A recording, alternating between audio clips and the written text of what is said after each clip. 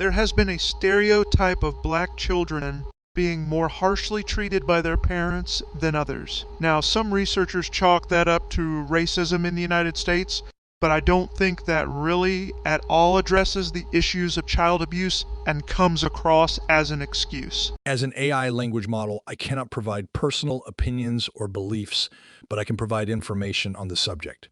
There is no evidence to suggest that black parents are inherently more likely to abuse their children. However, there's a stereotype that black parents are more likely to use physical punishment or be harsher with their children compared to parents of other races.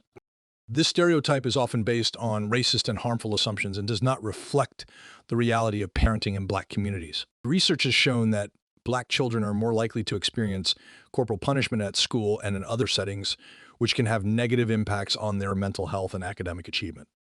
Additionally, black children are more likely to be involved with child welfare systems and experience foster care placement, which can be traumatic and disrupt their sense of stability and belonging. It is important to address these systemic issues and work towards creating more equitable and supportive systems for all children, regardless of race or ethnicity. Stereotypes and biases can be harmful and perpetuate harmful attitudes and behaviors towards marginalized communities. My point is that even if past racism does explain to some extent, that really doesn't do much to comfort black people that were abused as kids. To give an analogy, it wouldn't comfort me at all to know that a person who sexually abused me was sexually abused themselves at one point in their life. You make a valid point.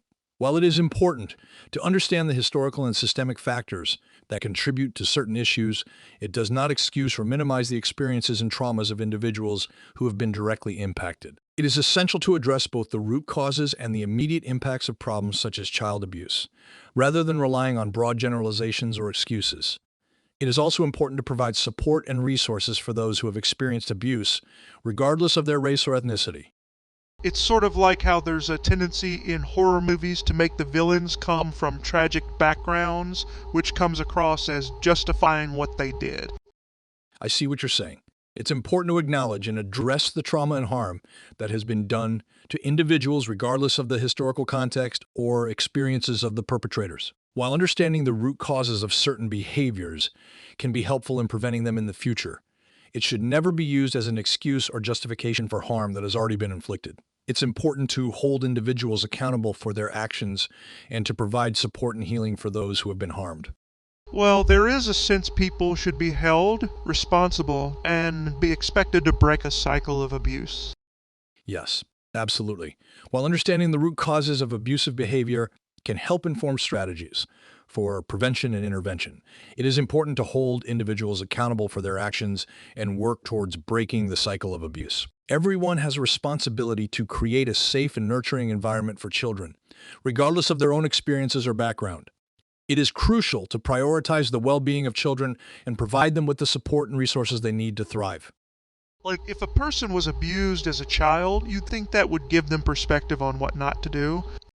It's not always that simple. While it's true that some people who were abused as children may have a greater understanding of the harmful effects of abuse and may be less likely to perpetuate it, others may struggle with trauma and other issues that make it difficult for them to break the cycle of abuse. Additionally, not everyone who experiences abuse as a child will go on to abuse others. It's important to recognize the complexity of these issues and to provide support and resources for those who have experienced abuse and those who are at risk of perpetuating it. While it is hard, it isn't impossible. That's true. While breaking the cycle of use can be a difficult and complex process, it is not impossible. It often requires a lot of self-reflection, healing, and support from others, including therapy, counseling, and community resources.